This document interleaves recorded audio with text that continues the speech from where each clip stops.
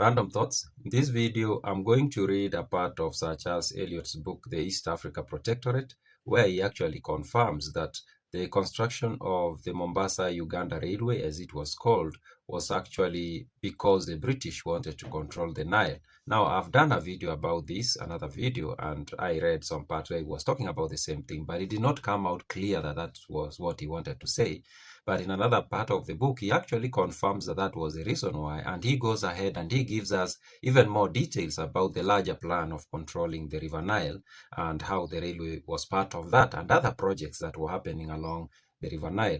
Now, of course, the British controlled East Africa Protectorate, Kenya, and they also controlled the Uganda Protectorate, and they also controlled part of Sudan and Egypt. Before I go further, I need to explain that Sir Charles Eliot was what was known as the Commissioner of British East Africa. He was the highest ranking British official in what was known as the East Africa Protectorate, which is the land that became the Kenyan colony and then later on, of course, the Republic of Kenya. Now, he served in that office from 1902 to 1904. He resigned and then he had this book, or he published this book in the year 1905. Now, besides serving in that office, he also traveled, and in this book he does at least give us some bits of information about his travel from the East Africa Protectorate to Uganda, then the Uganda Protectorate, and then he went through Sudan, South Sudan today, and then Sudan, and he was going all the way to Egypt.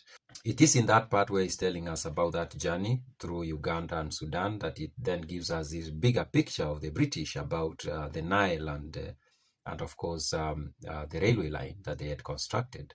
And he connects the railway line and the Aswan Dam that was being constructed by the British in Egypt on the Nile, of course. Now, Aswan, we have two dams. There is the Aswan High Dam, which was constructed by the Egyptians under Abdel Nasser. That is in the 1950s or 60s, I think, 60s.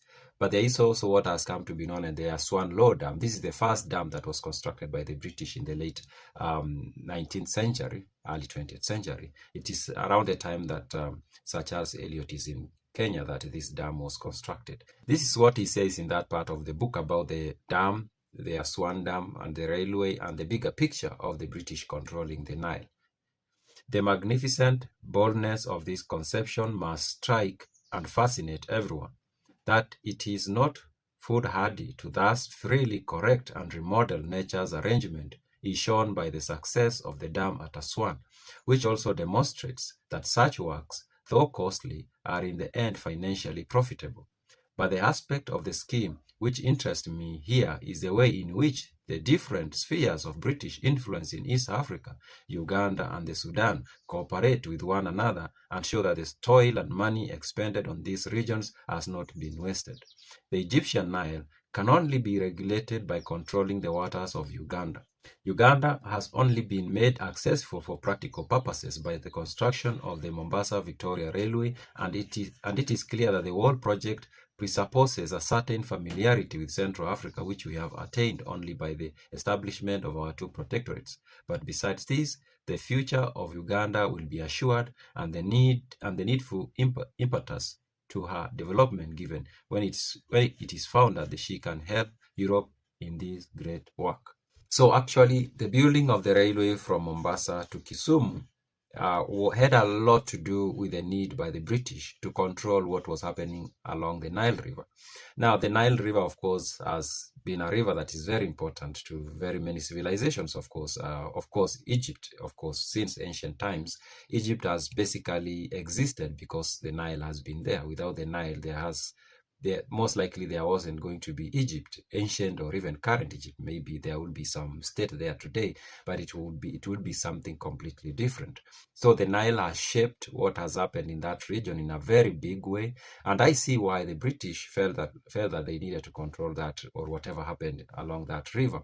And of course, today the Nile is still that very important river, and there are politics about the river. Of course, if you've been watching news, of course you know about the construction of the dam by the Ethiopians, which brought a lot of problems because Egypt and Sudan were very uncomfortable with that dam, and it's now called the largest hydroelectric dam in Africa, and it was launched like I think a week ago, and it's high. It is a dam that has brought a lot of focus on the Nile for some time now, and that tells you the Nile has always been this river that very many people have been interested in having some control over it. And it was the case with the British during this time in the 19th century, late 19th century, that they thought that they needed to control that river. As Sir Charles Eliot puts it, the Egyptian Nile can only be regulated by controlling the waters of Uganda. So it is important to control Uganda so that you can control what happens downstream. That was the view of the British during this time.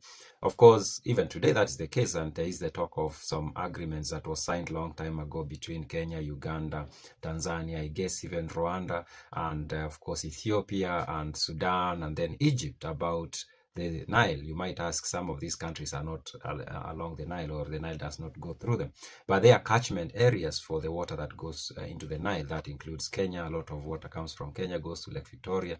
From Tanzania, Lake Victoria. From the other side is Lake Victoria, and then the water, of course, becomes the source of Lake Victoria. Is actually the source of the River Nile. So you can see how important it was for the British to control what happened in this region if they wanted to regulate how the River Nile was used.